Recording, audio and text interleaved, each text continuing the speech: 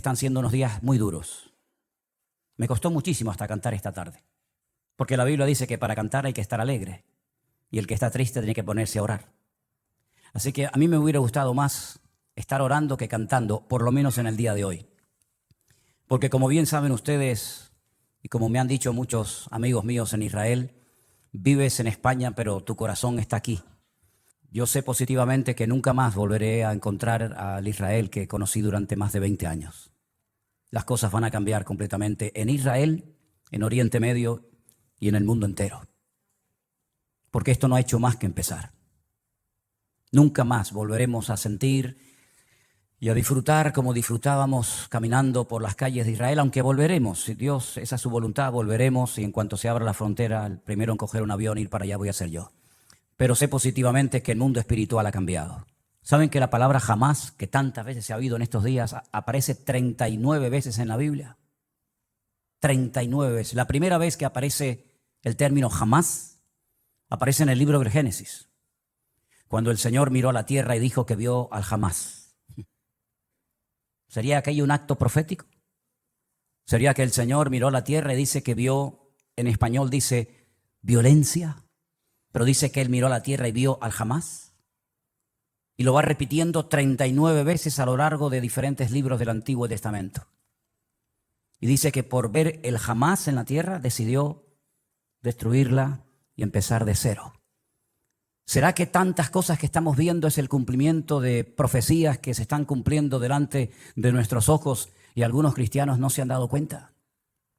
Yo no suelo perder el tiempo escuchando lo que otros dicen en internet de mí o de nuestro ministerio. Sinceramente no tengo tiempo ni deseo perder mi tiempo en esas cosas cuando me dicen, ay, por ahí hay uno que está diciendo esto, por ahí hay otro. Pero en esta semana he recibido algunos mensajes, ¿no?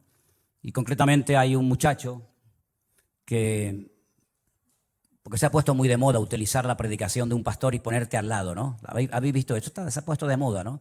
Fíjense, miren lo que dice, ahí viene la palabra, escuchen, atentos hermanos, se ha puesto muy de moda eso, ¿no? Y este muchacho pues cogió una predicación mía, muy honesto el hombre, ¿no? Pidiendo permiso previamente, ¿verdad? Y dice, yo no estoy de acuerdo con lo que este pastor de España dice. Como si a mí me preocuparas cuál es su opinión. Sinceramente no me interesa lo más mínimo cuál es su opinión. Y una de las cosas que dice, a mí me gustaría hacerle muchas preguntas a ese pastor español. Querido, si me estás viendo en esta tarde, cuando quieras, hazme todas las preguntas que quieras. Creo que soy una de las personas más fáciles de localizar del planeta Tierra. Vivo en la isla de Tenerife, concretamente en Santa Cruz de Tenerife. Nuestra iglesia está en la calle Garcilaso de la Vega número 13. Cuando quieras puedes venir y te respondo a todas las preguntas que quieras. No hay ningún problema. Pero no mientas cuando dices que quieres hacerme muchas preguntas y no las haces. La palabra de Dios nos enseña que los últimos tiempos van a ser tiempos muy difíciles, muy complicados. Y el mensaje de hoy me va a costar un poco compartirlo porque hay tanto material sobre lo que quiero decir. Y yo me he dado cuenta que en los últimos años ha habido como una especialidad que se ha puesto de moda y son los predicadores que predican sin espada. Es decir, los predicadores que motivan a sus audiencias, a sus congregaciones. Y claro, cuando oyes a esos hombres con ese léxico, con esas palabras, con ese carisma que tienen, la gente sale allí inflada, ¿no? Porque, claro, son mensajes que no te comprometen, son mensajes donde todo es serás y tendrás y serás. Dios está contigo, te va a bendecir, te va a abrir puertas, etcétera, etcétera, ¿no? Pero ¿cuántos mensajes han oído usted a lo largo de su vida sobre un tema que ahora les voy a preguntar si ustedes creen en eso o no? La ira de Dios. Yo solamente escuché un mensaje en toda mi vida y acabo de cumplir 62 años, desde los 16, 17 años estoy sirviendo al Señor de una manera u otra. En toda mi vida escuché a una persona que predicó un día sobre este tema tan controversial de la ira de Dios. Y casualmente fue en esta iglesia, en este mismo púlpito. ¿Se acuerdan ustedes de aquel muchacho peladito cubano? ¿Se acuerdan? Él predicó un día sobre la ira de Dios y fue un mensaje excelente. Y después cuando terminó le dije, no es fácil predicar de esto. No es fácil porque nadie está orando para tener a Dios de espalda a nosotros. A nadie le agrada ver tragedias y muertes y guerra. A nadie le agrada. No estamos orando para que esas cosas sucedan. Generalmente nuestras oraciones son: Señor, cuídanos, protégenos, bendícenos, ayúdanos. Pero sabemos que nuestro Dios es un Dios de amor, un Dios de misericordia, pero también se enfada. Y yo veo a Dios cuando su Hijo unigénito, el Señor Jesucristo, cargó el pecado de todos y cada uno de nosotros. El Señor Jesucristo dijo: ¿por qué me has desamparado? Dios dejando a su Hijo solo en la cruz. Porque en ese momento su Hijo era el pecado personificado de toda la humanidad.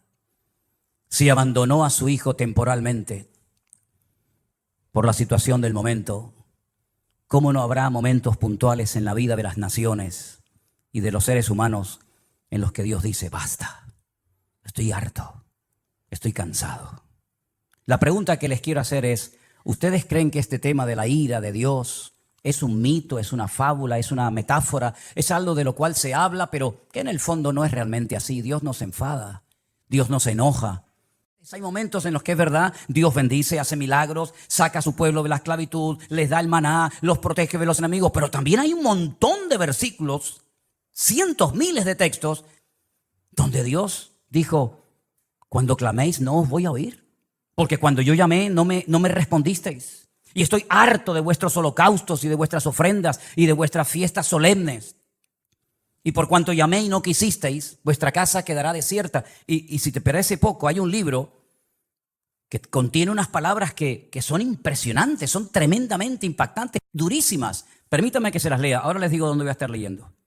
Acuérdate, oh Señor, de lo que nos ha sucedido.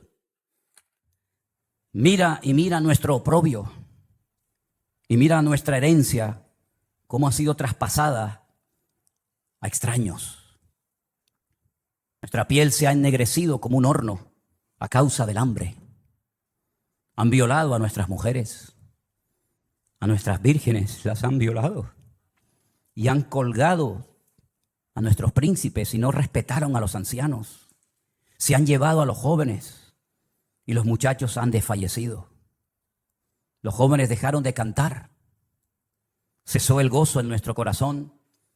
Nuestra danza se ha convertido en luto. Cayó la corona de nuestras cabezas. Ay de nosotros, Señor, porque pecamos. Por esto se entenebrecieron nuestros ojos. Mas tú, Señor, permaneces para siempre, y tu trono de generación en generación. No estoy leyendo un poema, estoy leyendo la Biblia en el capítulo 5 del libro de Lamentaciones. Es tremendo, ¿verdad? Es tremendo cuando Dios dice: basta, hasta aquí hemos llegado, se acabó. Es tremendo cuando Dios le dice a su pueblo: no voy a oír vuestras oraciones, no voy a estar presente en vuestras fiestas solemnes, no voy a oír. El cielo lo haré de bronce y vuestras oraciones no pasarán del techo. Es tremendo, ¿verdad? Cuando Dios ha permitido cosas tremendas en la historia que han afectado a millones de personas, como por ejemplo el diluvio. ¿Cuántas miles de personas habrán muerto en el diluvio, hermanos? Bueno, nadie lo puede saber con exactitud, pero yo creo que murieron miles de personas en el diluvio. Algunos dirán: bueno, millones. Bueno, está bien, millones. ¿Y quién mandó el diluvio, hermanos? ¿Quién mandó el diluvio? ¿Quién le dijo a Noé: prepárate porque yo voy a mandar un diluvio a la tierra? ¿Quién fue el que destruyó las ciudades de Sodoma y de Gomorra? Si no fue tu Dios, ¿quién fue entonces? A mí me hace gracia cuando hay gente que dice: es que el Dios del Antiguo Testamento es completamente diferente al Dios del Nuevo Testamento. Y eso es muy peligroso hablar así, porque estás hablando como que hay dos dioses, uno malo y uno bueno. Uno que está siempre enfadado y enojado, y otro como que es benevolente, como Papá Noel o como San Nicolás, como lo llaman en otros países, ¿verdad? Que nos concede todo y no importa lo que hagamos. Pero esa no es la enseñanza bíblica. La enseñanza bíblica es que hay un solo Dios. Y el del antiguo es el del nuevo, y el del nuevo es el del antiguo, y no hay otro Dios. Lo que pasa es que hay momentos en los que Dios actúa con infinita misericordia y nos sorprende. Y a pesar de nuestras rebeliones y desobediencias nos cuida y nos bendice. Pero dice, y lo he leído varias veces en esta semana: no lo hago por ustedes. Que os quede claro. No lo hago por vosotros, sino para que mi nombre no siga siendo pisoteado y blasfemado entre vosotros. ¿Se da cuenta? ¿Y quién permitió la destrucción del primer templo de Jerusalén? ¿No fue Dios? ¿Quién le dio autoridad a Nabucodonosor para que quemara el templo y se llevara los tesoros a Babilonia y rompiera la ciudad de Jerusalén y durante 70 años no pudieran volver a su tierra? ¿Quién fue? ¿No fue Dios? ¿Y quién fue el que permitió la destrucción del segundo templo de Jerusalén, donde se cree que murieron 1 millón de judíos en la destrucción de la ciudad de Jerusalén? Y todas las matanzas y todas las guerras y todos los ríos y ríos de sangre que se podía haber evitado a lo largo de la historia. ¿Y quién fue el que permitió la Shoah? La Segunda Guerra Mundial. ¿Quién permitió todo aquello? Claro, hay predicadores que se han especializado en mensajes que motivan a la gente, ¿no? En mensajes de aliento, de ánimo. Hay tantos profetas y tantos pseudoapóstoles que cuando uno habla de la ira de Dios, del enojo, del enfado de Dios, como que se les mueve el piso porque dicen, no, yo no estoy de acuerdo con eso. Vuelvo a repetirle, yo no estoy en este lugar para que ustedes me aplaudan o me sigan o me admiren. Yo no estoy en este lugar para tener cada vez más audiencia y que la gente diga en los comentarios, estoy de acuerdo con usted, pastor, estoy de acuerdo. Y aunque estuvierais en contra, me da exactamente igual porque voy a seguir predicando lo que Dios dice en su palabra, independientemente de la reacción de la gente. En esta semana me han llamado miembro de Hamas, me han llamado nazi. En esta semana me han llamado de todo, porque no están de acuerdo con el mensaje sobre todo que di el domingo pasado y con la reflexión que di esta semana sobre estos acontecimientos. Pero yo quiero que una vez más vayamos a la palabra de Dios para que veamos que a veces la historia se vuelve a repetir. Claro, son otras personas, son otros nombres, otros momentos de la historia, pero se vuelven a repetir los mismos errores, pecados y defectos que otros cometieron. Vamos a comenzar a leer en Segunda de Crónicas, el capítulo 14. Y vamos a ver cómo Dios aguanta y soporta y tiene infinita misericordia, pero hay momentos en los que Dios tiene que hablar y actuar e intervenir en la historia. En el capítulo 14 de Segunda de Crónicas se relata la historia de un rey del sur de Judá llamado Asa. Era el hijo de un rey llamado Abías. Este rey dice en Segunda de Crónicas capítulo 14, versículo 1, después Abías durmió con sus padres y fue sepultado en la ciudad de David. Y reinó en su lugar su hijo Asa, en cuyos días tuvo sosiego el país por 10 años. Sí, parece ser que durante 10 años estuvieron tranquilos, no pasó nada. Hizo Asa lo bueno y lo recto ante los ojos del Señor su Dios. Porque quitó los altares de culto extraño y los lugares altos, quebró las imágenes y destruyó los símbolos de Acera. Y mandó a Judá que buscase al Señor, el Dios de sus padres, y pusiese por obra la ley y sus mandamientos. Quitó asimismo de todas las ciudades de Judá los lugares altos y las imágenes, y estuvo el reino en paz bajo su reinado. Edificó ciudades fortificadas en Judá, por cuanto había paz en la tierra y no había guerra contra él en aquellos tiempos, porque el Señor le había dado paz. Dijo por tanto a Judá, edifiquemos estas ciudades y cerquémoslas de muros con torres, puertas y barras, ya que la tierra es nuestra, porque hemos buscado al Señor nuestro Dios, le hemos buscado y Él nos ha dado paz por todas partes. Edificaron pues y fueron prosperados. Si se terminara la historia de Asa con este versículo, podríamos decir que Asa fue un buen rey. Porque dice la Biblia que hizo lo bueno ante los ojos de Dios. Pero ¿dónde se prueba la fe verdadera de un creyente? ¿En la paz, en la calma, en la quietud, en la prosperidad? No. Ahí todo, mientras todo va bien, todo el mundo funciona y todo el mundo está contento. Dice que él era bueno delante de Dios y comenzó a hacer una serie de reformas y comenzó a fortificar ciudades y comenzó a hacer obras muy interesantes, muy buenas, necesarias también, pero porque había paz. No había guerra en el país. Pero llegó el momento que las cosas cambiaron. Y tuvo también Asa ejército con escudos y lanzas. Tuvo de Judá 300,000. Es curioso, ¿no? El mismo número de reservistas que Israel ha movilizado en estos días, 300,000. Y de Benjamín, 280,000. Es decir, tenía 580,000 soldados entre su tribu y la tribu de Benjamín, que traían escudo y entensaban arcos, todos hombres diestros.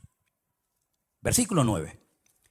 Salió contra ellos Zera, etíope, con un ejército de 1,000,000 de hombres.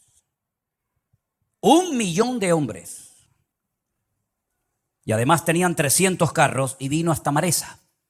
Entonces salió Asa contra él, ordenaron la batalla en el valle de Cefata junto a Maresa, y clamó Asa al Señor su Dios y dijo, escuchen la oración: oh Señor, para ti no hay diferencia alguna en dar ayuda al poderoso o al que no tiene fuerzas. Ayúdanos, Señor Dios nuestro, porque en ti, ¿qué dice? Nos apoyamos. Y en tu nombre venimos contra este ejército. Casi igual que las palabras que David pronunció cuando fue a pelear contra el gigante Goliat. Tú vienes contra mí con espada y jabalina, mas yo voy contra ti en el nombre de mi Dios. Ahora Asa casi dice lo mismo. Ayúdanos, porque en tu nombre venimos contra este ejército. Oh Dios, tú eres nuestro Dios. Que no prevalezca el hombre contra nosotros. ¿Qué pasó? Que el Señor, Jehová, deshizo a los etíopes delante de Asa y delante de Judá, y huyeron los etíopes, que eran 1,000,000 de hombres armados hasta los dientes, y además 300 carros de combate. Era humanamente imposible hacer frente y vencer a este poderosísimo enemigo, porque la desproporción era enorme. Tenían 580,000 hombres, pero el enemigo viene contra ti con 1,000,000 de soldados y no vas a poder hacer frente a esta guerra. ¿Qué fue lo que hizo Asa? Orar. Señor, ayúdanos.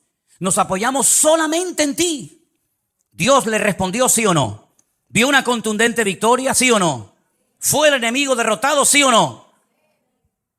Bueno, con esta victoria ya Asa tenía que tener más que interiorizada y aprendida la lección de que si oramos y nos apoyamos solamente en Dios, Dios siempre nos va a ayudar. No importa el momento, no importa la dificultad, no importan nuestras limitaciones. Nosotros nos apoyamos en nuestro Dios, que no conoce ningún tipo de limitación, y siempre el Señor saldrá victorioso. ¿Cuántos dicen amén? Perfecto.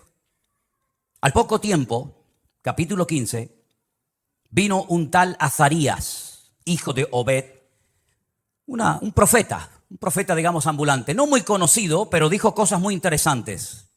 Salió al encuentro de Asa y le dijo, oídme, Asa y todo Judá y Benjamín. El Señor estará con vosotros si vosotros estuviereis con él. Y si le buscareis, será hallado de vosotros, mas si le dejareis, él también os dejará. Esto funciona así.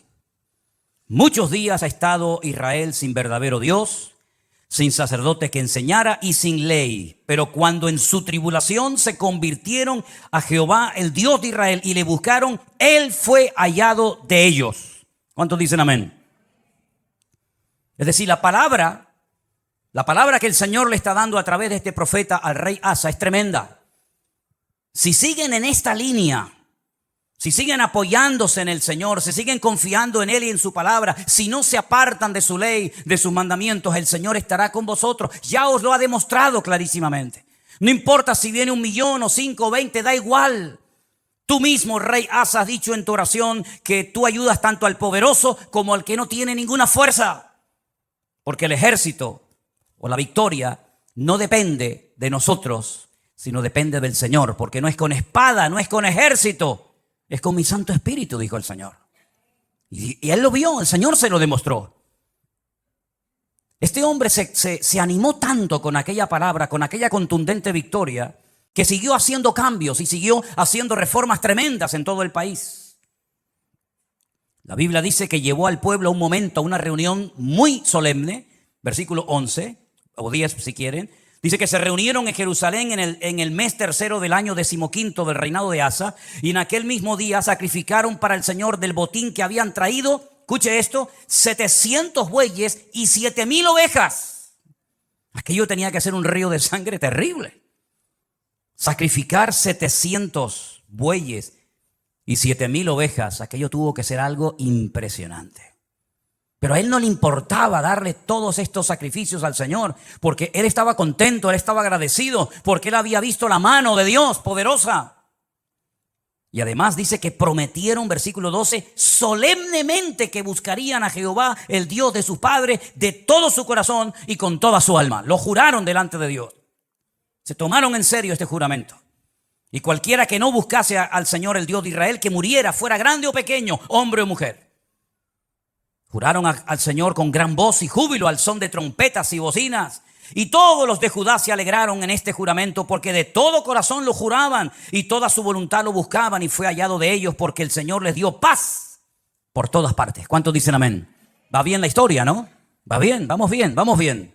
El hombre está siendo bendecido, el hombre está siendo usado, Dios está dando paz, Dios está respondiendo a su oración, el enemigo está siendo derrotado y humillado. Vamos bien, gloria a Dios, gloria a Dios. Hace una cosa muy interesante. Estaba el hombre tan entusiasmado y tan contento con su Dios que hasta a su propia madre la puso en su sitio. Miren lo que le dice a su madre, o lo que hace con su madre en el verso 16. Aún a Maaca, la madre del rey Asa, cuidado, no era una cualquiera, era su propia madre, la depuso de su dignidad, porque había hecho una imagen de acera. Y Asa destruyó la imagen y la desmenuzó y la quemó junto al torrente de Cedrón. A su propia madre le dijo: no voy a permitir, por muy madre que seas de mí, que tengamos entre nosotros una imagen de esta acera. La destruyó, la desmenuzó y le prendió fuego en el torrente de Cedrón. Ese torrente, ese barranco que hay entre el monte Moriah del templo y el monte de los Olivos. Le prendió fuego. Y en el versículo 18 dice que trajo a la casa de Dios, al templo, todo lo que su padre había dedicado y lo que él había consagrado. Y dice: plata, oros, utensilios, llevó un montón de cosas. La generosidad brotó en su corazón. Y dijo: voy a llevar a la casa de Dios, al templo, oro y plata y utensilios de todo tipo. Tremendo. Si terminara, repito, la historia del rey Asa con este capítulo, podríamos marcharnos a casa diciendo: gloria a Dios, por fin nos encontramos un buen rey. Porque lamentablemente no todos fueron buenos, hubieron algunos que fueron terribles. Pero este por lo menos fue bueno. Pero es que la historia continúa. La historia nos lleva al capítulo 16, donde dice que en el año 36 de su reinado, tuvo mucho tiempo como rey, subió Baasa, el rey de Israel, el que estaba en el norte. Ya el país se había dividido. Recuerden esto, hermanos. Estaba Judá al sur con la tribu de Benjamín, y las 10 tribus al norte adoptaron el nombre de Israel. Y entonces el rey de Israel, en este caso se llamaba Baasa, va contra él, fortifica la ciudad de Ramá para no dejar salir ni entrar a ninguno.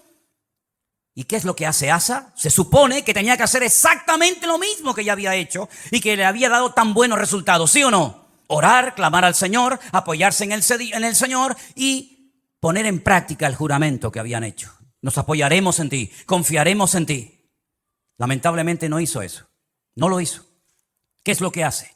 Sacó Asa la plata y el oro de los tesoros de la casa de Dios. Es decir, ayer los entregué al Señor, hoy los vuelvo a tomar. Ayer los consagro para uso exclusivo del templo y ahora tomo todo eso que no es mío. Son parte de los tesoros de la casa de Dios, y lo que hace es que se los envió a un tal Ben-Hadad, rey de Siria, que estaba en Damasco. ¿Y este qué pinta aquí? ¿Quién es este rey de Siria, este tal Ben-Hadad? ¿Qué pinta este hombre en todo esto? Bueno, le dijo: hay alianza entre tú y yo como la hubo entre tu padre y mi padre. He aquí yo te he enviado plata y oro para que vengas y deshagas la alianza que tienes con Baasa, el rey de Israel, a fin de que se retire de mí. Consintió Ben-Hadad con el rey Asa y envió los capitanes de su ejército contra las ciudades de Israel y conquistaron Gijón, Dan, Abel-Maín, las ciudades de aprovisionamiento de Neftalí. Y oyendo esto, Baasa cesó de edificar a Ramá y abandonó su obra. Entonces el rey Asa tomó a todo Judá y se llevaron de Ramá la piedra, la madera con la que Baasa edificaba, y con ella se edificó la ciudad de Jeba y Amispa. Problema solucionado. Ya está. Pero esto no fue agradable ante los ojos de Dios, porque aunque humanamente hablando se salió con la suya, le doy dinero a un rey de Siria, Ben-Hadad, para que me apoye en la guerra, para que se ponga en contra de mi enemigo.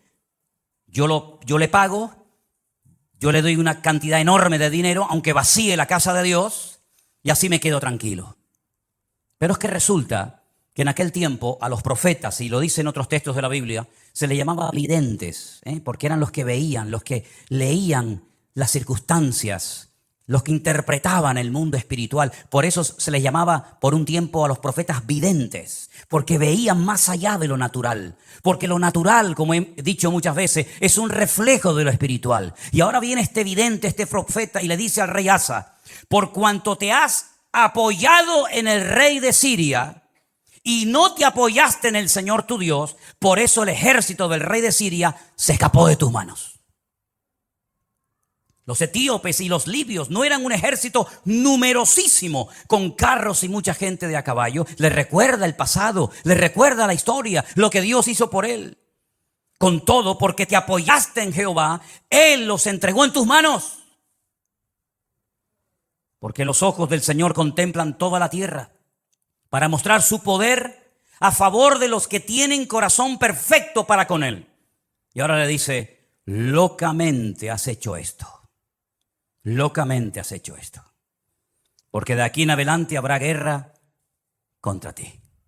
Has abierto una brecha, has abierto una puerta en el mundo espiritual, y a partir de hoy tu vida va a cambiar radicalmente, pero para mal, no para mejor. ¿Qué hubiera hecho usted, hermano y hermana, o yo, si nos viene un profeta como este, Hanani, y nos amonesta y nos dice esta palabra? ¿Qué hubiéramos hecho? Señor, perdóname, lo siento. Así como el profeta Natán, ¿se acuerdan cuando fue a la casa del rey David y le dijo: tú eres ese hombre, tú has pecado, por culpa tuya el nombre de Dios ha sido blasfemado y pisoteado en el mundo de los gentiles? Y David dijo: Señor, perdóname, no quites de mí tu Santo Espíritu, ¿verdad? Y ten piedad de mí, etcétera, etcétera. Lo mismo tendría que haber hecho Asa, ¿sí o no? Era un hombre de Dios, conocía la palabra, había visto el poder de Dios en su vida, en su reinado. Lo lógico hubiera sido decir: perdóname, Señor, lo siento mucho, he dado un mal ejemplo al país, sacando los tesoros de la casa de Dios y dándoselos a un pagano para que me ayude, como si no tuviéramos un Dios más poderoso que el rey de Siria, Ben-Hadad. ¿No te das cuenta, querido hermano, que cada vez que te apoyas en algo o en alguien que no es Dios, el que se lleva la gloria no es Dios, sino el que en la persona en la que te has apoyado? Locamente has actuado. Un hombre de Dios no tiene que actuar de esta manera. Un pueblo que conoce a su Dios no puede caer en estos errores. ¿Qué dije el domingo pasado? Hay cosas que se hacen en este país o en el tuyo o en muchas naciones de la tierra que no es que estén bien, pero bueno, digamos que no afectan tanto al mundo espiritual. Pero Israel no puede permitirse ser como los demás. Israel no puede imitar a los demás perdiendo su identidad, apoyándose en lo que nunca tenían que haberse apoyado y olvidándose de su Dios. Porque Israel no es un país cualquiera. Israel tiene que ser un punto de referencia para todo el mundo. Tiene que ser una luz entre las naciones, que ese fue el propósito por el cual, o uno de los propósitos por el cual Dios los llamó. Así que has actuado locamente porque tú tenías que haberte apoyado en el Dios Todopoderoso, que te ha demostrado que es un Dios poderoso y que no importa si vienen 1,000,000 o 20 contra ti, el Señor te va a librar. Y como hemos cantado esta tarde, y espero que no solamente haya sido una canción, sino algo que tenemos claro en nuestra vida: por un camino vendrán y por 7 huirán. Y él sabía ese versículo que hemos cantado en esta tarde. Pero ¿qué pasó? Versículo 10. Se enojó Asa contra el vidente. Se enfadó contra el profeta. Lo mete en la cárcel porque se encolerizó grandemente a causa de esto. No le hizo gracia la palabra del profeta Hanani. No le gustó. Oprimió Asa en aquel tiempo a algunos del pueblo. Mas he aquí los hechos de Asa, primeros y postreros, están escritos en el libro de los reyes de Judá y de Israel. Ahora escucha bien. En el año 39, pocos años después de su reinado, este rey enfermó gravemente de los pies. Y en su enfermedad, ¿a quién buscó? A los médicos. Como diciendo: ni en mi enfermedad me voy a humillar delante de Dios. No está mal ir a los médicos, ni mucho menos. El Señor dice en su palabra: yo envío sanidad y medicina a mi pueblo. Pero la actitud de Asa es de soberbio, es de arrogante, es decir, estoy enfermo, si clamara al Señor, Dios me podría sanar, pero no lo voy a hacer, porque no quiero saber nada de ese Dios. Y dice que en su enfermedad buscó a los médicos en vez de a Dios. Al final, murió en el año 41 de su reinado. Lo sepultaron en los sepulcros que él había hecho para sí en la ciudad de David. Lo sepultaron en un ataúd y le llenaron de perfumes y de diversas especies aromáticas preparadas por expertos perfumistas e hicieron un gran fuego en su honor. Perfumes para el muerto. Y ahí se acaba la vida y el reinado de Asa. ¿Qué les parece? ¿Qué les parece? Bueno, esto al fin y al cabo es una historia del pasado, de la cual podemos extraer ciertas y determinadas aplicaciones y lecciones para nuestra vida. Pero ¿saben qué? El hombre no aprende. El hombre no aprende. Sigue cometiendo los mismos errores, los mismos pecados, y en vez de apoyarse solamente en Dios, que los ha librado tantas veces de ser destruidos y tragados por sus enemigos, vuelven a apoyarse en ejércitos extranjeros, en la ayuda de hombres, en vez de apoyarse única y exclusivamente en su Dios. Hemos leído en esta tarde, espero que hayan prestado atención: el Señor es mi luz y mi salvación. No temeré lo que me pueda hacer el hombre. Ellos tienen una palabra que dice: aunque un ejército acampe contra mí, no temerá mi corazón. Aunque contra mí se levante en guerra, yo viviré confiado. Eso es lo que dice la palabra. Pero eso no puede ser solamente un texto bíblico. Eso tiene que ser una realidad cada día de nuestra vida. Dejemos por un momento a Israel a un lado. Tú, cuando tienes problemas económicos, y cuando tienes problemas matrimoniales, o cuando tienes problemas de cualquier otra índole, ¿en quién te apoyas? ¿En quién pones tu confianza? A ver si nos va a pasar lo mismo que a Asa. El Señor libró a su pueblo de la esclavitud. Podían haber muerto todos en Egipto. De hecho, estaban lanzando a los niños al río Nilo para que murieran. Podían haber muerto en el cautiverio en Babilonia. De hecho, dice que algunos de ellos los lanzaban a hornos de fuego y a otros los lanzaban a fosos llenos de leones. Podían haber muerto en la Edad Media, cuando la corona española junto con la Inquisición comenzó a matar gente por todas partes de España, incluido también a ellos. Podían haber desaparecido en la Segunda Guerra Mundial. Podían haber perecido en cualquier otro momento de la historia, pero Dios siempre, siempre ha tenido misericordia de ese pueblo. Cuando estaban con la soga hasta el cuello, en su angustia invocaban a Dios y Dios les respondía. Y han demostrado a lo largo de la historia que no importa si son poquitos o muchos, la mano del Señor siempre ha estado con ellos. En 1967, 5 naciones tremendamente poderosas con un odio tremendo contra ellos. Porque no solamente sus enemigos se conforman con echarlos al mar, como decían los jordanos en su momento, con echarlos al agua, sino con arrasarlos, que no haya ni un solo judío en toda la faz de la tierra, nunca más. Ya lo intentaron los griegos, lo intentaron los romanos, ya lo intentó mucha gente. Y en aquellos días, una semana de guerra para vencer a 5 naciones, a 5 potencias militares en 7 días. Y al 7º reposaron. Fue más que suficiente para demostrarle al mundo que el Dios de Israel es el Dios todopoderoso. Porque ahora no hacen lo mismo. Porque no claman a Dios. Uno tiene que tener una lectura diferente a lo que dicen los medios de comunicación, la prensa, la radio, la televisión, porque si no caemos en el mismo error de los demás. Hablamos como los demás, opinamos como los demás. ¿Qué es lo que está pasando allí ahora mismo? ¿Qué es lo que está sucediendo espiritualmente hablando? Que de eso no te va a hablar nadie. Te va a decir que se quedaron dormidos, te va a decir que se despistaron, te va a decir que estaban de relajo, de fiesta, te van a decir 20.000 cosas, que falló el Moshá, que falló el Chimbet, que falló todo. Pero ¿quién va a dar una lectura espiritual de toda esta cuestión? Nuestra fuente de información no es Internet. Nuestra fuente de información no son los periodistas. Nuestra fuente de información es la Biblia, es la palabra de Dios. ¿Cuántos dicen amén? Vamos a ir a la Biblia a ver qué es lo que nos dice, porque hemos visto que cuando una persona se apoya en Dios, no importa si viene 1.000.000 de soldados contra ti, tú lo puedes vencer. No importa si es un gigante enorme, profesional de la guerra, se le puede vencer. No importa si la ciudad tiene doble muralla, se le puede derrotar. Pero también la palabra de Dios nos habla muy claramente que a veces hay ciertas y determinadas circunstancias que frenan la bendición de Dios. En Isaías, capítulo 24, miren qué texto tan impresionante. Isaías capítulo 24, verso del 1 en adelante. Si quieren, así lo leemos. He aquí que el Señor vacía la tierra y la desnuda, y trastorna su faz y hace esparcir a sus moradores. Sucederá así como al pueblo, también al sacerdote, como al siervo, así a su amo, como a la criada, a su ama, como al que compra, al que vende. Se está acoplando el monitor, hermano. Tienes que bajar el monitor. Hace rato se está acoplando. Al que presta, al que toma prestado, como al que da logro, así al que lo recibe. La tierra será enteramente vaciada y completamente saqueada, porque el Señor ha pronunciado esta palabra. Se destruyó, cayó la tierra, enfermó, cayó el mundo, enfermaron los altos pueblos de la tierra. Escucha bien el versículo 5. Ahí está la respuesta. Sube.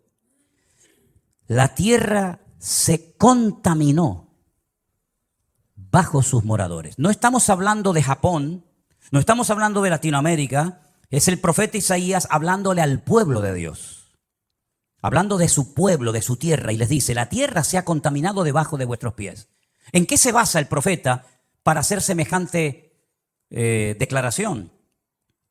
Ustedes han traspasado las leyes. Número 2, han falseado el derecho y han quebrantado el pacto sempiterno. Quédense con esas tres cosas. Falsearon el derecho, traspasaron las leyes y quebrantaron el pacto sempiterno. Aquí está la clave, mi hermano. Ahí está la respuesta que Dios da en su palabra. Por supuesto, estudié el texto en hebreo, y cuando dice leyes, dice Torot, porque está en plural. Si fuera la ley, diría Torah. Pero como dice las leyes, dice Torot, las leyes de Dios. Las habéis traspasado, las habéis quebrantado. Falsearon el derecho, Hok. Hok es otra palabra que significa obligaciones morales, normas de convivencia. Las habéis quebrantado también. No solamente lo divino, lo religioso, la Torá, los Torot, los mandamientos inspirados por el Espíritu Santo, dados a través de Moisés en el monte Sinaí, los habéis quebrantado. No solamente eso, sino que también habéis modificado las normas, habéis manipulado vuestras obligaciones y habéis permitido ciertas y determinadas cosas que van en contra de la palabra que ustedes saben como pueblo de Dios que no se deben ni se pueden hacer. Y además de todo eso, lo que ha sucedido es que el pacto sempiterno, fíjate qué palabra tan interesante. Una cosa es eterno, otra cosa es sempiterno. Parece lo mismo, pero no es igual. Nuestro Dios no es sempiterno, nuestro Dios es eterno, porque no tiene principio ni tiene fin. Pero el pacto que Dios hizo con el pueblo de Israel tiene principio y no tiene fin. Por eso se llama un pacto sempieterno. No es un sinónimo, sino es una connotación diferente. Dice el Brit Olam. El Brit Olam en hebreo se ha traducido muy bien en esta ocasión por un pacto que tuvo un principio. ¿Dónde tuvo el pacto ese principio? Vamos a verlo ahora. Para posicionarnos y ver a qué se refiere la palabra de Dios cuando dice que llegaría un momento en la historia en el que el pueblo de Israel quebrantaría los Torot, la ley de Dios, los Hok, las normas de convivencia, las obligaciones de un país y además el pacto sempiterno. Ese pacto del cual está haciendo referencia a Isaías se menciona en el primer libro de la Biblia, el libro del Génesis. Cuando el Señor le dice a Abraham, tenemos que remontarnos a los tiempos de Abraham, espero que no se estén perdiendo, porque para mí es tremendamente interesante que ustedes entiendan esta porción y este mensaje hoy. El Señor le dice a Abraham, yo estableceré mi pacto entre mí y ti y entre tu descendencia por tus generaciones. Es decir, el pacto no termina con tu muerte. El pacto no termina cuando tu hijo se muera, Isaac, o cuando tu nieto Jacob muera, sino que será un pacto con toda tu descendencia por todas las generaciones y yo seré tu Dios y el de tu descendencia para siempre. Este es mi pacto. Este es mi pacto, versículo 10. Este no es el pacto que Jesús hizo en el huerto, en Jerusalén cuando dijo, tomad y comed, esto es mi cuerpo. No, ese no es. Este es otro pacto. Este es un pacto que está haciendo con Abraham, el padre de la nación hebrea. El pacto que Dios hizo con este varón, le dice: guardaréis entre mí y vosotros y tu descendencia después de ti. Será circuncidado todo varón entre vosotros. Es decir, siempre hay una señal de un pacto. ¿Cómo puedo yo demostrar que Dios ha hecho un pacto conmigo? ¿Cómo lo puedo demostrar? Bueno, Dios me dijo ya, Dios te dijo, pero las palabras se las lleva el viento, como dice el refrán. ¿Cómo podía Noé demostrar que Dios había hecho un pacto con él? Cuando veáis el arco en las nubes, esa es la señal del pacto que yo he hecho contigo. Perfecto.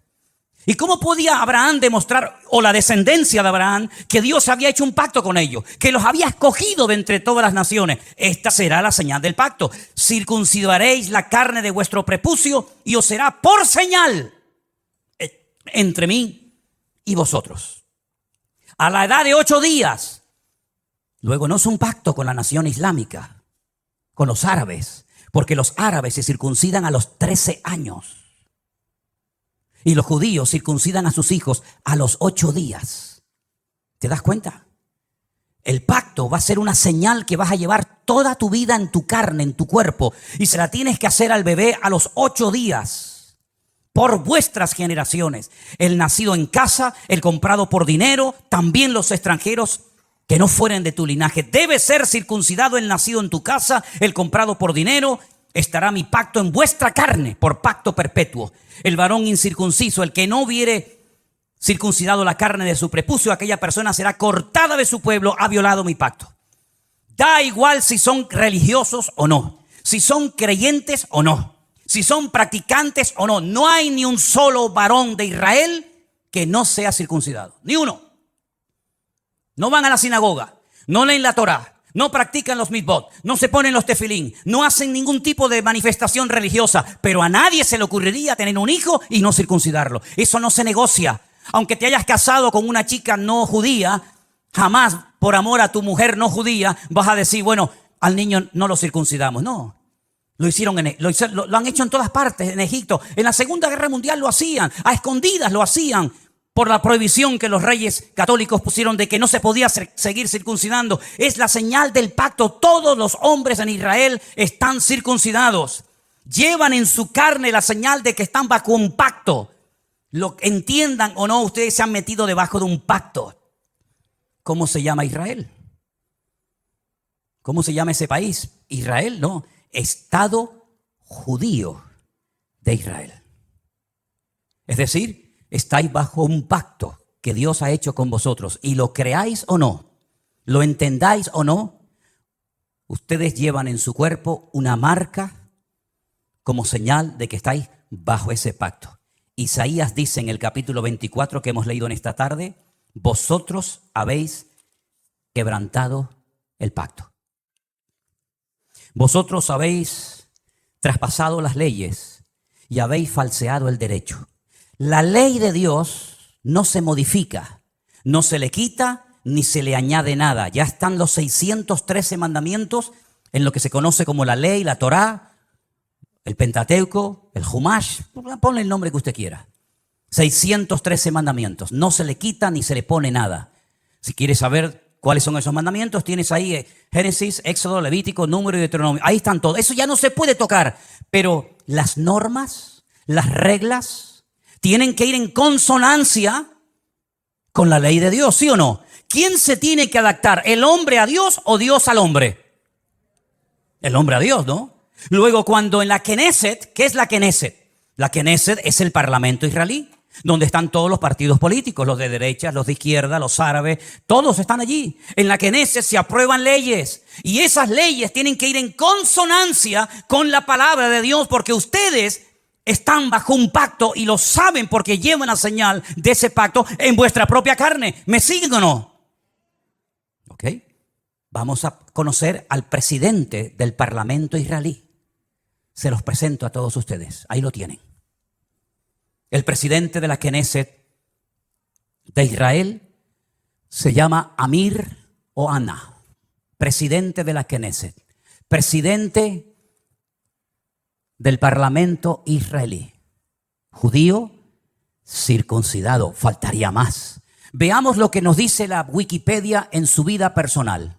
El señor Amir Ohana y su pareja Alon Haddad formaron una familia homoparental con un hijo y una hija que concibieron a través de la subrogación gestacional de una mujer de Oregón, Estados Unidos.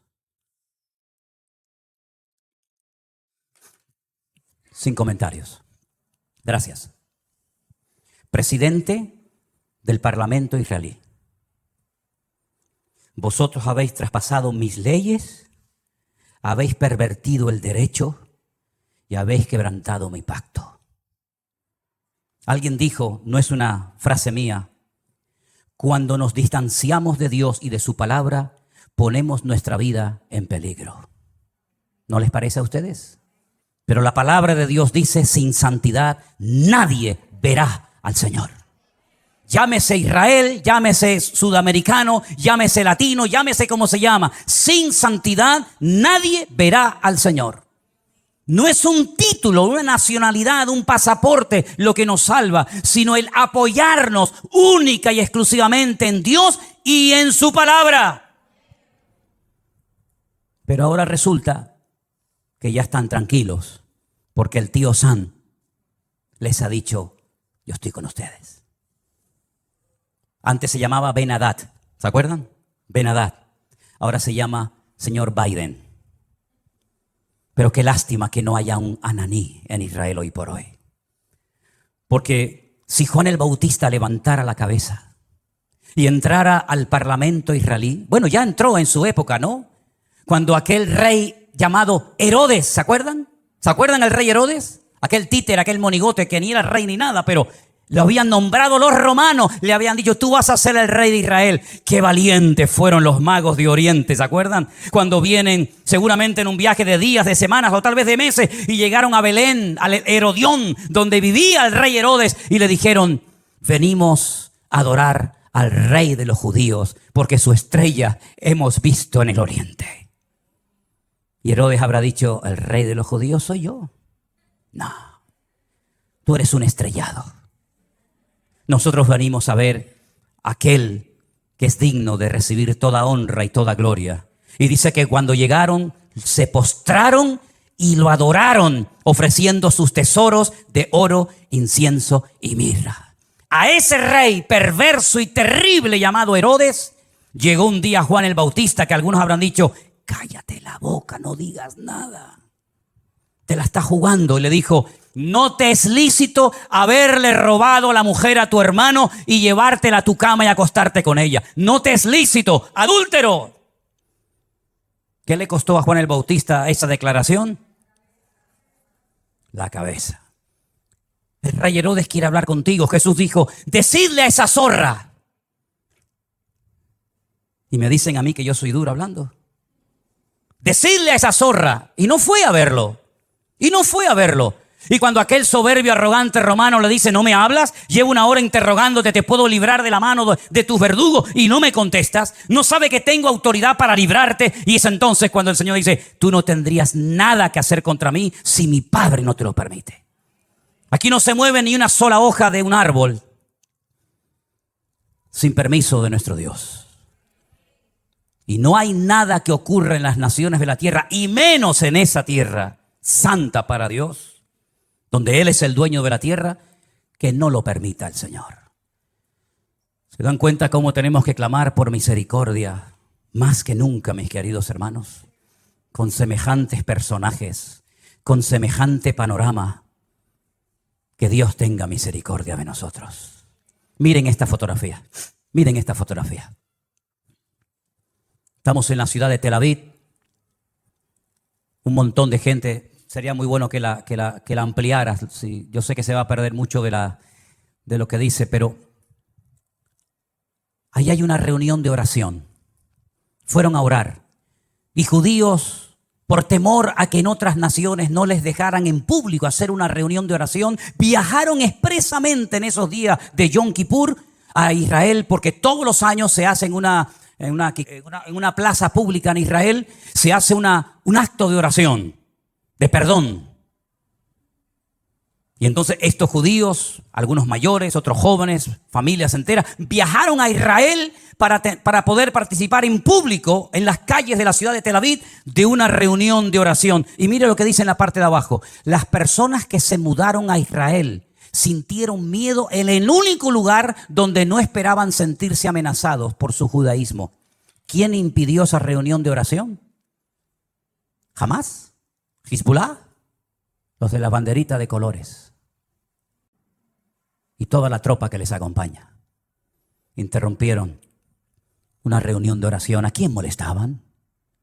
¿A quién le podía hacer daño que un montón de gente allí oraran a Dios pidiendo por la nación? ¿Qué problema, qué daño puede hacer eso? En esa plaza, unos días más tarde, en esa misma plaza, ponemos la siguiente fotografía, por favor. La gente se reúne y enciende velas para recordar a las víctimas de Israel. ¿Casualidad? Díganme lo que quieran. Díganme lo que quieran. Pero en esa plaza, una semana atrás, los echaron prácticamente a patadas para que no oraran por Israel. Y una semana más tarde, en esa misma plaza, tuvieron que ir a poner velas a recordar lamentablemente en ese acto de salvajismo terrible que hemos visto a las víctimas que murieron. ¿Qué les parece, hermanos? ¿Qué les parece? Empecé este mensaje haciéndoles una pregunta. ¿Ustedes creen en la ira de Dios?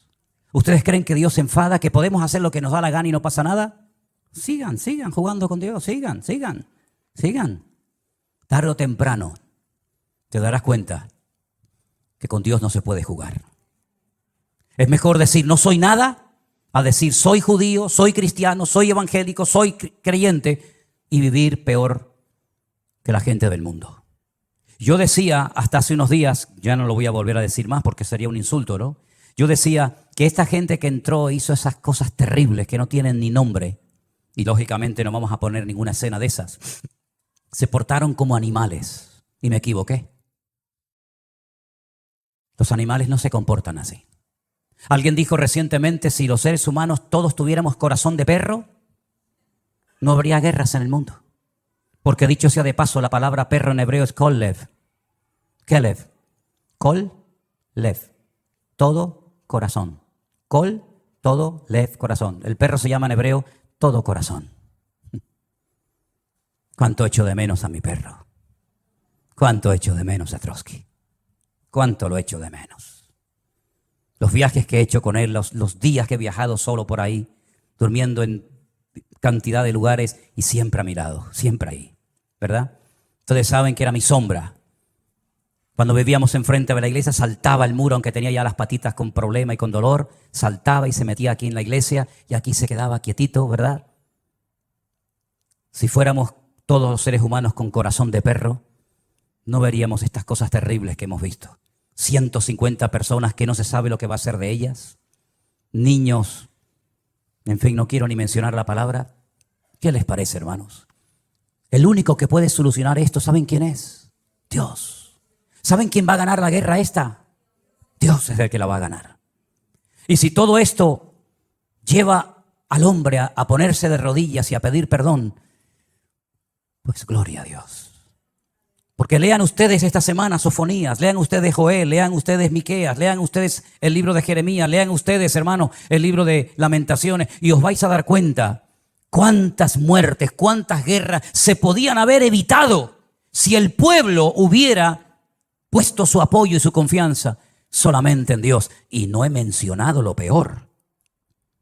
Lo voy a mencionar así de pasadas, pero no nos olvidemos que un papa pidió perdón, ya tarde, pero bueno, por lo menos pidió perdón por la Inquisición. Un rey español pidió perdón por haber expulsado al pueblo de Israel de España, robándoles todas sus posesiones y mandándolos con lo opuesto. Alemania pidió perdón hace años por lo que había hecho y mira qué país tan bendecido y tan próspero es Alemania. Pero el pueblo de Israel, que yo sepa, pueblo que amo, y si pudiera ir allí ahora mismo iría, nunca pidió perdón por haber matado a mi amado Señor San Jesucristo. Nunca lo hizo. Es más, su nombre es blasfemado cada día. Entonces, queridos hermanos, ¿tiene o no tiene Dios misericordia de nosotros y de su pueblo Israel? Por lo tanto, mis queridos hermanos, o espabilamos y doblamos nuestras cabezas, o los próximos seremos nosotros. ¿Se acuerdan lo que me dijo aquel rabino en aquel muro aquel día? Ahora es Ucrania. Pasado mañana será Israel. Después seréis vosotros. ¿A dónde van a ir esos miles y miles de refugiados? Jordania no ha abierto sus fronteras diciéndole: vengan, vengan, tenemos un país enorme, grandísimo, de miles y miles de kilómetros. Vengan aquí. Al fin y al cabo, los palestinos, ¿de dónde eran? Eran jordanos. Los viejos que viven en Israel, ¿qué pañuelos se ponen en la cabeza? ¿Con qué se ponen en la cabeza? ¿De qué color es? ¿De qué color es? ¿Blanco y negro? No. Blanco y rojo. El pañuelo de Jordania. Miren la bandera de Jordania, miren la bandera palestina. Son iguales, simplemente que han puesto ahí una estrella. Pero Jordania no ha dicho: vengan para acá, les recibimos. Arabia Saudita no los ha invitado a venir. Los iraníes, que tanto los aman y los apoyan. Qatar, país rico, no ha invitado a ninguno de ellos. Todos los quieren, pero lejos. ¿A dónde van a venir todas esas personas? ¿A dónde vinieron los sirios cuando fue la guerra en Siria? ¿A dónde fueron los libios? ¿A dónde van a ir? A Europa. Aquí tienen pagas, aquí tienen comida, aquí tienen todo lo que sus hermanos árabes jamás les van a dar. Así es que he dicho muchas veces, lo mejor está por venir.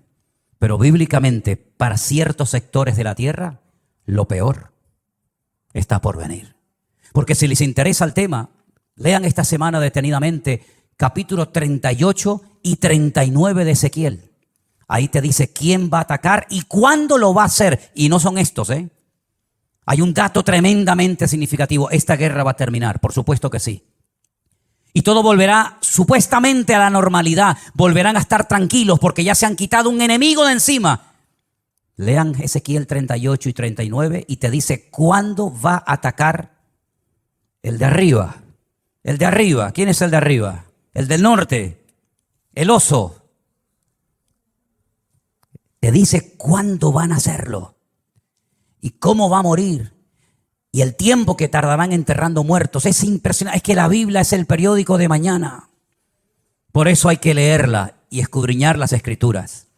Así que Dios tenga misericordia de nuestras vidas. Amén, hermanos.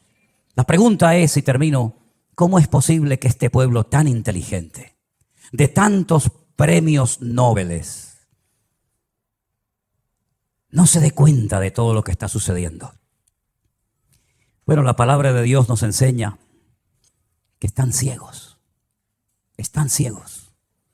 Lamentablemente la ceguera de Israel es tan tremenda, que por inspiración del Espíritu Santo, un profeta dijo de ellos lo siguiente, y con esto termino.